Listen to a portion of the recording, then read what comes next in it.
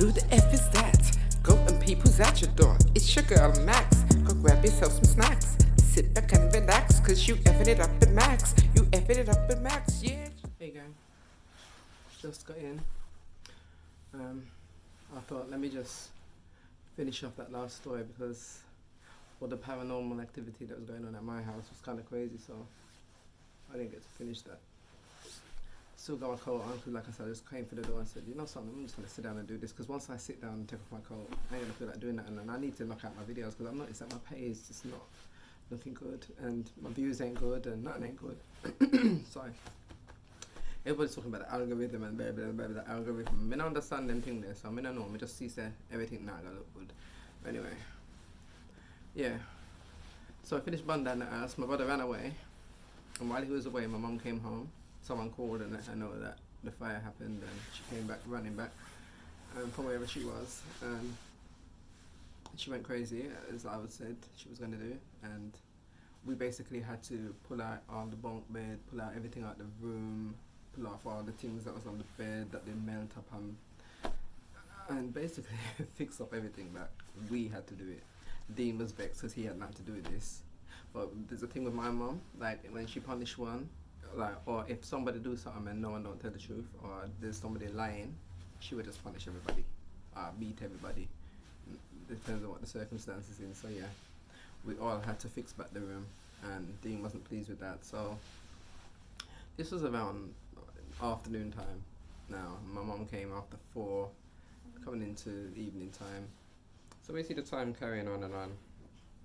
This is it comes off of my tripod. Sorry, no guys, I see this thing. It's like a Wi-Fi thing that I'm supposed to attach to my phone, but I haven't worked out how to do that yet because I got myself a tripod, guys. So my phone is right now in a tripod and I've got it sat on the table. Anyway, yeah, time was getting late. And my mum see it was like after 9. She started to get worried now. She was no longer angry, you know. She just wanted Martin home because, like I said, Martin is special needs, and Martin is a boy that people do harass him on the road, and he does get himself in mixed up. And from a young age, he was known to the police.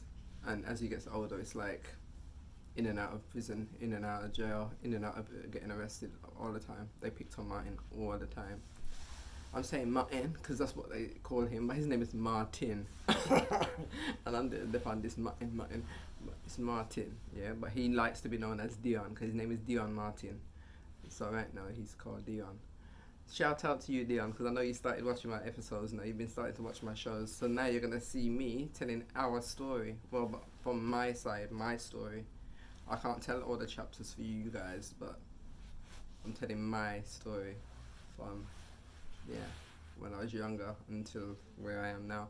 So yeah, so he came back late in the evening, very scared, thinking he would come back like maybe once my mum's lying down and everyone's gone to the bed. Because in Cypress Court, this is the thing that I want to explain to you guys. In this new place, remember it's our new place, but we found out from Michael and some other youngers that live over there that you can push your hand through the letterbox because the handle was like one of them handles that just goes down like that, and it's very quite low down. It's not high up on the door, or it's just right here. Like say that's the top of the door. It's like center really. Center. There's a kind of like a window there. Was there a window in ours? Yeah, there was. There's glass there, but you know the frosted glass like what you have in bathrooms, and it had little checks on it. Yeah, it had those kind of glass, and it was a big yellow door on the inside. I remember. I can't remember the outside if it was white or grey. But like I said, the flats where next door would go up, mine would go down, and then the next one along would be a bungalow. So that means there's no stairs in that one. You just see a big window. And that's how it went along the whole balcony. Like 2 doors, big window, 2 doors, big window. And those 2 doors are up, flat, down, flat, bungalow, up, flat, down, flat, bungalow. And it was like that all the way around. So our particular flat, but all the doors could do this. You could push your hand through the letterbox. That's if you've got a skinny arm. Sometimes you just have to roll up your sleeve, and then you turn your arm around like that. Depends on where the handle is. If it's on this side of the door, you use this arm, you turn it, and you're able to grab hold of the handle and pull it down and let yourself in. Or if you're this-handed and the handle's on that side, do the same thing. I remember it used to be this arm I would use, because I'd come in and go that way. Front way is where my brothers would twist their arms backwards and bring it. Because I was skinny, but sometimes I couldn't reach, so I would have to have a bigger kid with me. But yeah, he came through the door that way, and we didn't know at the time about this yet, because we had just moved there, remember? So in the bedroom, my bedroom's first. As I told you all, the plan of the house, if you all watched the last part of the story where I told you, you come in, you come down the stairs first, it's my bedroom first, then the boys' bedroom, then the kitchen, then on the corner here is the toilet, along from the toilet is the bathroom, and then my mother's room is over this side. There's also a closet opposite the bathroom, I didn't mention that before, but there is a towel, like a linen cupboard, opposite the bathroom, where you can, with shelves and stuff in it, and then the living room is like straight ahead, like as you bust that corner, straight ahead is living room, kitchen, toilet, bathroom, mother room, linen. But me first, yeah, me there at the bottom of the stairs. Like you come down the stairs, the first little turn in, you're outside my door. So I was going back into my room. I don't know what I was doing up at that time. Maybe I went toilet or something. But me no say me did it out to my room, and I heard the door upstairs. But my mother have on chain pan her door. So you know, if you push the door, like if you gotta open it, you know, when the chain lock up and you just open it and it don't open all the way in, yeah, it's gonna help you. Yeah. So me, I go back to my room, and me hear the chain ching, chung, chung, like someone's trying to bust off the chain. I ran, bust it round the corner to my mother's room, knock on the door, okay, now if you don't knock, no matter what, you better knock the door. You're gonna get sent out. Yeah, anyway, so I knocked the door. Mommy, I don't know what time it is. I'm like, there's somebody outside, there's somebody trying to come in the house. So what do you mean someone trying to come in the house? No, I don't have a key for you. Martin don't have a key. I'm like, go to your bed. So, Mommy, somebody up there. Come, can you hear it? Turn down the TV, listen. And then she turned on the TV and she not hear nothing. Me not hear nothing. So it coming like me a lie now. Because Martin realised that he couldn't get in, so he was standing there not knowing what to do, hoping that maybe I heard him and will come upstairs and open the door. I don't know it's you, so I don't know who that is. So I'm going to tell my mom. So she come up there now. She get the broom and she grabs something else. I remember she left the broomstick and something else in her next hand. And she tell Dean to come follow up the stairs, and Dean was vexed because Dean was lying down in bed. Because Dean went on none of this. Because for one, he never burned down the yard. For two, why is he coming out of his bed? And Dean was like, yeah, he's not on none of us. He was vexed that he had to be taken out of his bed to come follow this woman up the stairs now. Because yeah, remember, there's no relationships between us and our mom. There's no bonding. There's no where there's a relationship, you know. So it's like we're her workers. So yeah, because I forgot to tell you all about Briley Road. Once it got close, where she would bang the floor and whistle. Yeah, it's when we're older. When we was younger, she would just tell us what to do. But as we got older, we didn't have names anymore. But I'm coming off the topic anyway. So like, him follow behind her now, and then me follow behind him. Come me really want to see. I'm supposed to be in bed, but I want to see who's up there. So they go up there. My mother said, I could hear her saying the door is open, and then she fly kick the door. And then we could hear Martin, it's me. I was like, oh, it's Martin. And she said, you try to open the door right ago? And they said, yeah. She said, yeah, where you get key? And then she opened up the door because he said he ain't got no key. And he said, oh yeah, try to open the door. I open the door. And then she said, open the door, let me see. And she closed back the door and didn't open up the door. And then she see him Anna come through the door and she lost him on him and with the broomstick. And he pull out back here and I'm like, you just told him to show you. And then she said, what is? And then she opened up the door and said, what you do? And he said, I'm showing you. And she said, yeah, push your hand out. And he said, yeah, but this is how people get in. And she said, anybody can see you doing that? So that means that anybody can come in on my house. And then it's true. We was thinking to ourselves, but all the kids done it. It was just a thing around that neighborhood. Whereas later on down the line, someone did try to come in our yard that kind of way, but the chain was on. And it was me that just put the chain on that night. And I jump back when we see the Anne, I come to the letterbox. All my family's home. So it was none of us. But they realised someone was there because I bust on back the light. So I just turned off the light. Because my mum sent me upstairs to put on the chain. This is another time now. I'm going off topic again. But yeah, that same push your hand through the thing. Someone was about to do that. I just bust on back the light. And then I started shouting really loud. And then my brothers came upstairs. Person ran away. Bus opened door, didn't see them. So I don't know if they went. They must have went Jean Court way because we're more. There's less corridor that way. Because if you're going towards the rest of Cypress Court, which is to go up the end and bus around the corner, that's too long. So they must have went back that way to Jean Court. But yeah, they tried to come into the door that way. So anyway, sometimes my mother gets a fine note so you can't push your hand through the door. Because some of the time she used us for that too. When she lock out, and we're playing outside, she would call us and tell us to come open up the door for her. So yeah. So that's what basically at the end of that, that's what happened. He came back home. She was worried. She asked him where he was until they said he got to Uncle Rags, because their uncle that lives in Chingford. And Martin walked all the way down there and and he was there. And Rags told him he need to go home. He said he spoke to his mum and he made sure that she's going to be calm with him when he come. And she was already calm. She was relaxing, but now push your hand through the letterbox and all them things and excitement and somebody barking at the house. She was more agitated again. So everything started bring up back, and she tell him where I've left to do because me and Dean did a work all day up on the room and rare and how much things he have to throw out tomorrow. And yeah, she just let him know that he's got a lot of work to do because he burned up the room. And we had to change up sheets. I know she had to get new sheets, and they used to have the plastic on their bed. Now they have to get new plastic, and yeah, the place stink of nail polish and the smoke and the fire. It was just a whole combination smell that she just could not get out of the house. So all of that he was hearing, all of that. But yeah, that's what happened in the end. Now I'm gonna go on to our next story, where we was home alone again, and my mother, this time it was night time. My mum had gone out with her friends, and we were playing hide and seek. I guess I was the same age because I haven't gone past my 10th birthday. I haven't had the 10th birthday party. I'm not coming out to that part. I'm just gonna do some little things, tell you about things that happened, and then once I get past 10, life is gonna start getting crazy. I ain't gonna lie.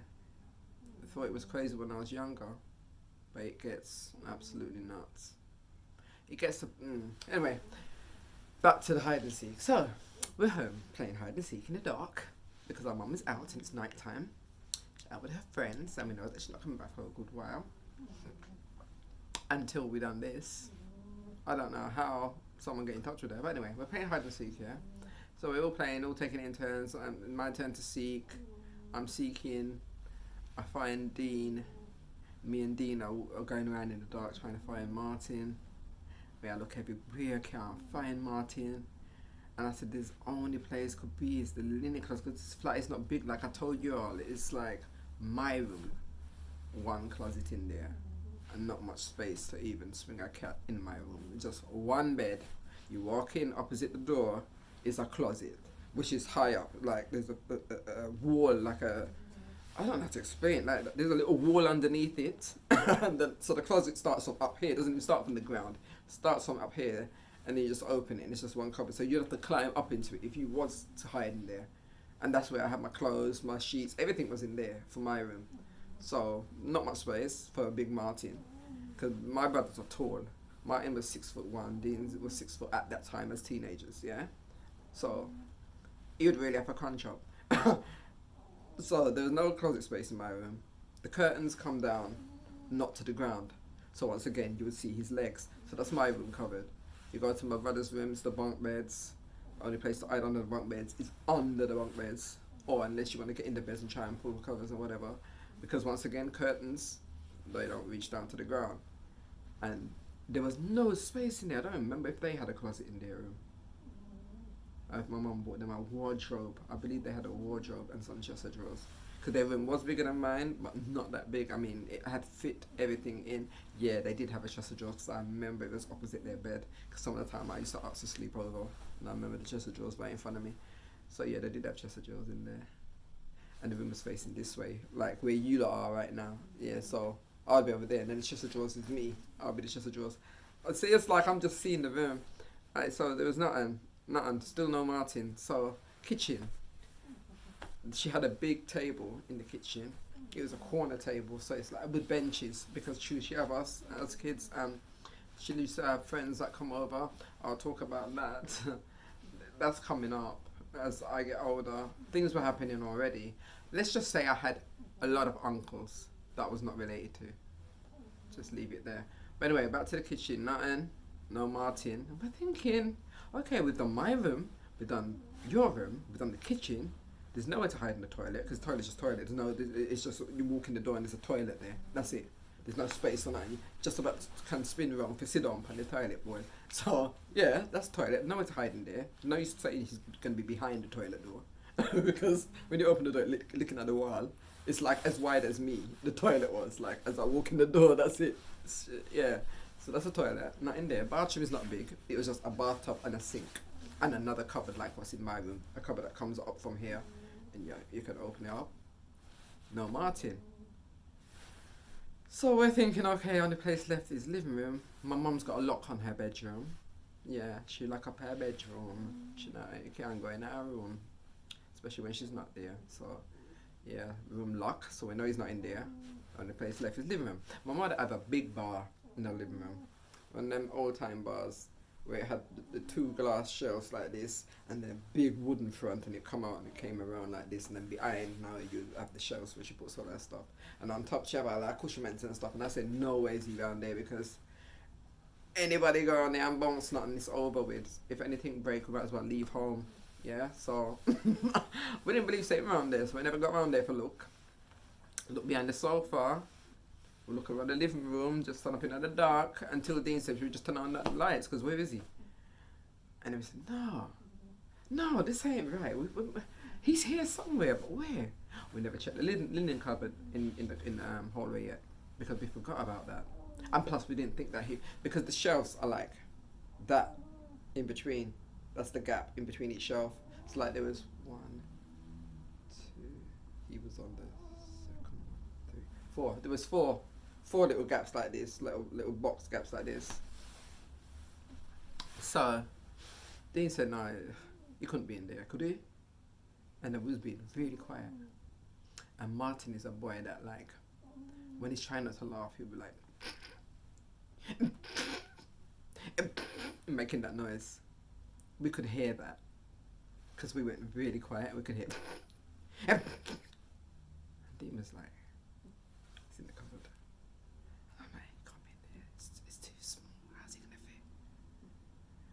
And then we both stood outside the linen closet. And then just flung open the door, found you! Martin jumped up, like, you know what I mean, okay, surprised, and he was shocked. And the next minute he's like, Martin was up, like, but he wouldn't come down. And we're like, what's wrong? Come out the cupboard, man. And he's like, I can't move. And he's like, why? What's wrong, Martin? What's wrong? Come out. Put your legs out. Are you cramped?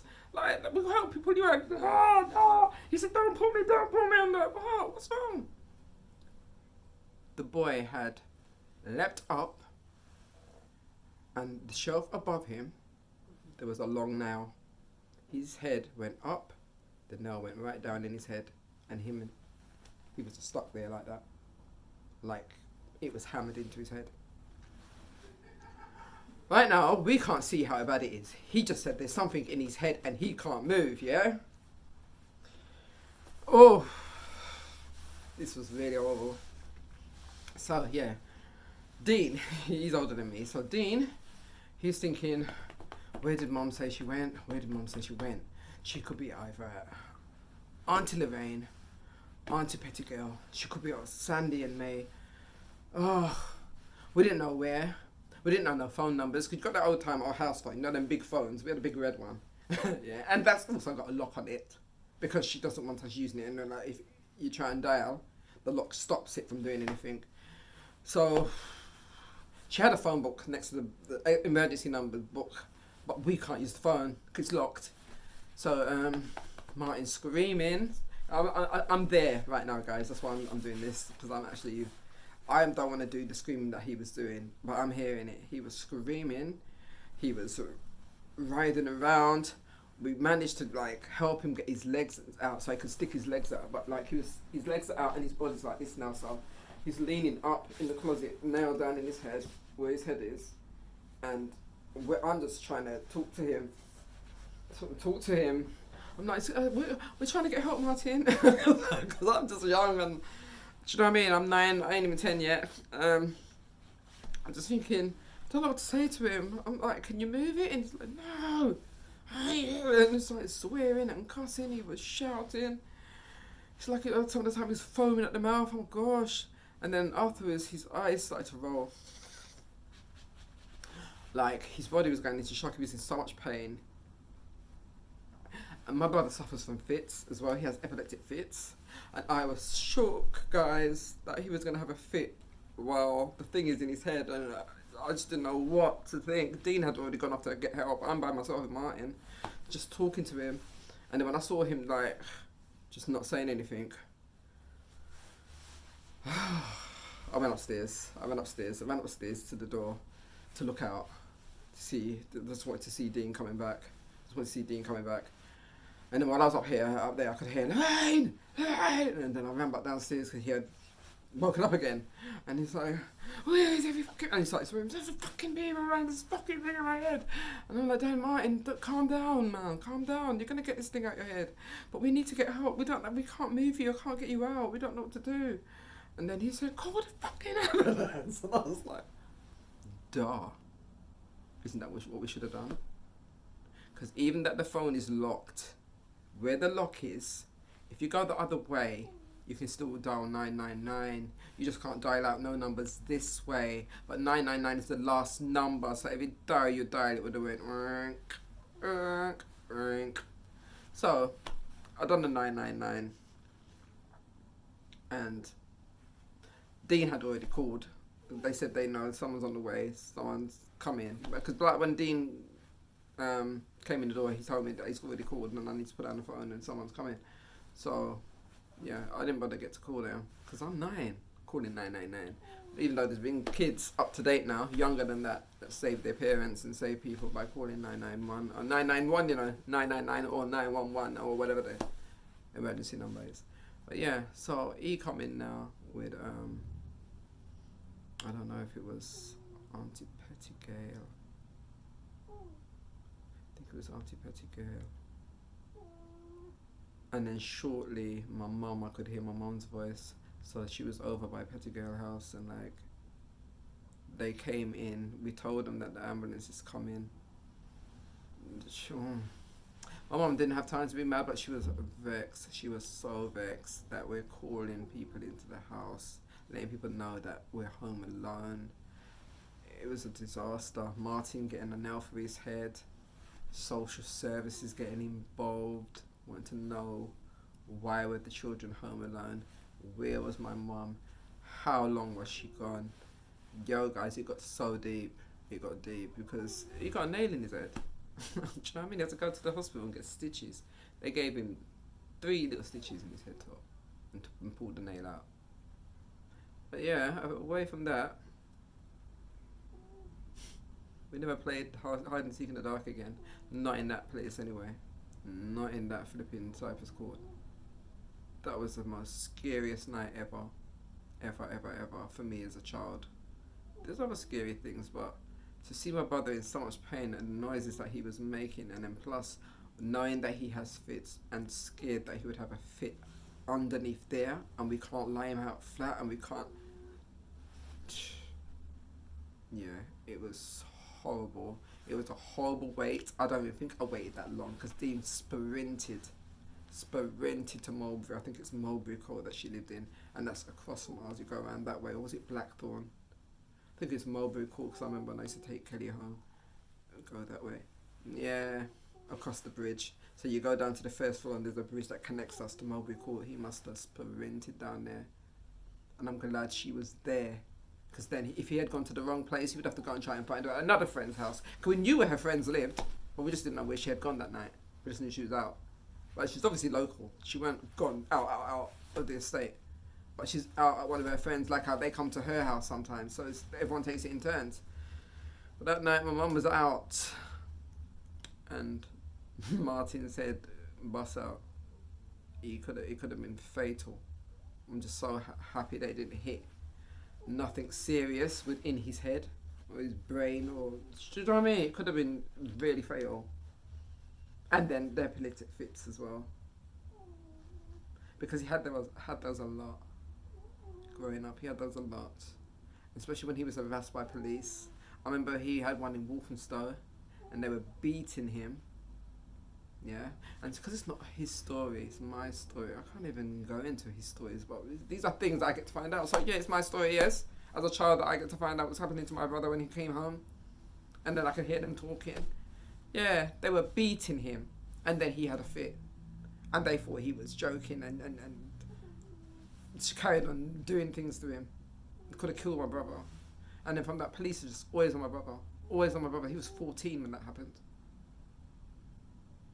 Anyway, yeah, we survived the night of hide and seek. Mother went crazy, like I said, after everybody was gone. No petty girl, no ambulance, no hospital people, you know. Once we're back home, she put back that face that she had, and you know, just let us know that she can't be bringing these things down on her, because she is our only parent, and if she get taken, we are gonna get taken. She used to just tell us all kind of things, yeah. So, and it's true, we would have end up in another system, and but some of the time, me and my brothers be looking at each other saying, "We wish," because the abuse, the beatings, the verbals, they were things we could have done without growing up. Even though my brothers seem to say, yeah, they understand it now, and I don't.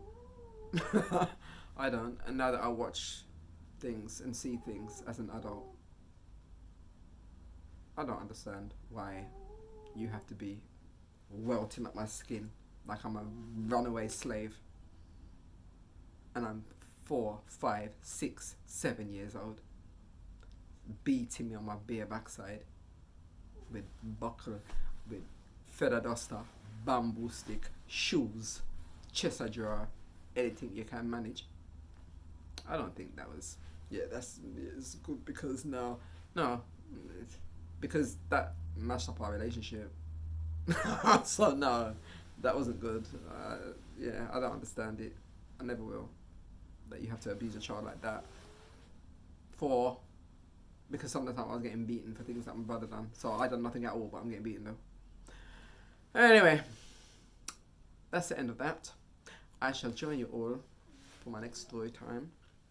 In the meantime, I'm gonna try and sort out my page where when you come on there, you will see the list to go to for just stories, list to go through for blogs, for food, for whatever the topics may be. I'm gonna try and organize my page so that it's more easier for people to find, and then continue my story, because it's, like I said, it's gonna be my whole life up until now, and I'm 56. Right now we're still 9, so we have a lot to come. But I have a very interesting story, a very interesting life. That's what I thought I'd just share, you know, because I can't believe that I'm still here, the amount of things that I've been through. There's a lot of people out there, they would not be able to walk in my shoes. They would have turned mad or they killed themselves. And that's a fact. Talk to you all soon.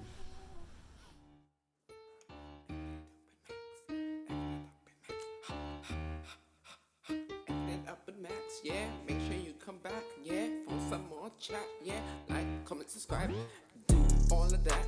I see you later.